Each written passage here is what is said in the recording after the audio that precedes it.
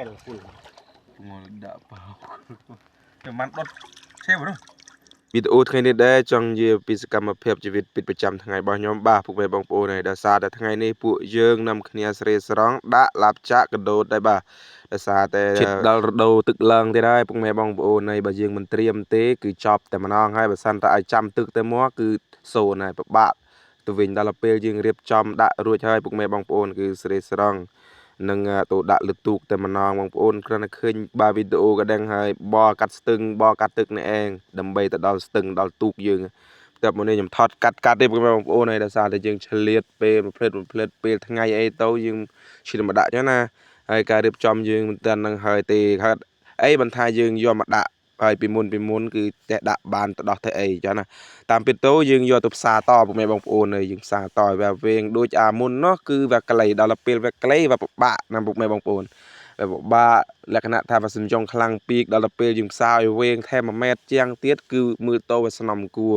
រៀបចំទៅក៏វាស្អាតពុកម៉ែបងប្អូនហើយចាប់ផ្ដើមមកចូលទៅដល់ទូកតែម្ដងពុកម៉ែបងប្អូនដោយសារតែទឹករាំងទៅថារាក់ដែរទេរាក់តែចូលកយន្តត្រឹមលម៉ករួចបាទពុកម៉ែបងប្អូនព្រោះអីត្រឹមទ្រូងដែរត្រឹមពោះដែរគឺយន្តចូលទាំងក្បាលក៏ចូលអត់រួចទេហើយបើសិនតែយើងមិនបានដាក់ទេជួនកាលទឹកភ្លៀងមកមួយផ្លេតក៏វាអាចនឹងឡើងនឹងជន់ក៏ថាបានដែរព្រោះអីវាទឹកលក្ខណៈចលចាល់ខាងក្រោមពុកម៉ែបងប្អូនដោយសារតែមានទំនប់ខាងសណ្ដានអញ្ចឹងណាហើយខាងសណ្ដានក៏ទឹកខ្សាច់ភាយលិចដល់ពួកយើងនេះឯងបងប្អូនកាលគីវ៉ាប៉ុន្តែលទ្ធផលលគីមិនតាន់បិទគឺមិនតាន់មានទឹកទេបាទពុកម៉ែបងប្អូនប្រហែលជាមួយឆ្នាំ2ទៀតគីអាចនឹងបិទក៏វាអាចថាទឹកដល់ខ្ញុំនេះវាអាចថាទូកខ្ញុំក៏ច្រឡំទាំងប្រាំងទាំងផ្សែងពុកម៉ែបងប្អូនហើយបន្ទាប់មកនេះខ្ញុំថតកាត់ក៏ចាប់ផ្ដើមមូលដាក់ឲ្យពុកម៉ែបងប្អូនហើយអាការដាក់របស់យើងគឺនៅខ្វះខាតខ្ចៅខ្ចងអីទៀតតែមិនទិញស្រីដាក់ទៀតពុកម៉ែបងប្អូនហើយគឺរៀបចំម្ដងលុយបន្តិចទេរាំងក្រែលដែរណាដឹងស្រាប់ហើយគ្រឿងដេកគឺខូចខាតតិចតួចវាអាចจะថាថ្លៃពុកម៉ែបងប្អូនហើយទាំងផ្សារទាំងអីគឺសរុបទៅក៏វា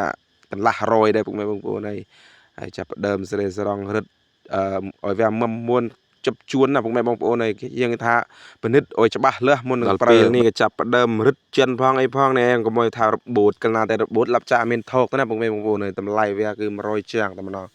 អូយថា60,000ដឹងយ៉ាងពុកម៉ែបងប្អូនញ៉ាំរួមតោគឺថ្លៃខ្លាំងមែនទែនក៏មកគ្រឿងឈុតក្រោយវានេះចាប់1000ជាងហើយបើនិយាយទាំងម៉ាស៊ីនទាំងអីទាំងឡាប់ចាក់ទាំងអីណាពុកម៉ែបងប្អូនទាំងប៉ុងទាំងអី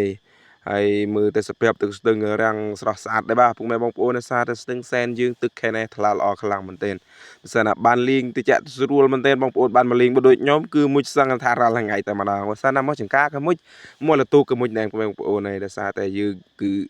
ទៅចង្ការទៅមកនេះឯងឆ្លងទឹកព្រោះអីចង្ការយើងនៅឆ្លងស្ទឹងហ៎ចុះផ្ទះយើងនៅត្រីខាងនេះចង្ការនៅត្រីខាងនោះបងប្អូនបន្ទាប់មកនេះយើងដាក់ខ្ចៅមួយទៀតដាក់ខ្ចៅមួយនេះគឺជាខ្ចៅកន្លះក្រោយវា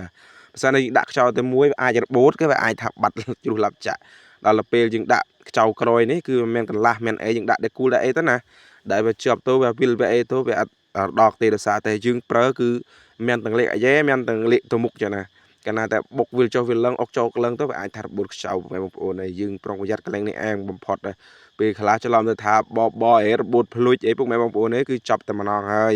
យមិនពើងបងប្អូនអ្នកឆ្លងពើងដល់ក្រមគឺប្រយ៉ាប់តែម្ដងពិបាកទាំងយ៉ាប់ពិបាកទាំងខ្ញុំពិបាកទាំងបងប្អូនហើយវីដេអូថ្ងៃនេះដែរក៏សូមបញ្ចប់ត្រឹមនេះពុកម៉ែបងប្អូនមានអីប្លែកទេបាទបងប្អូន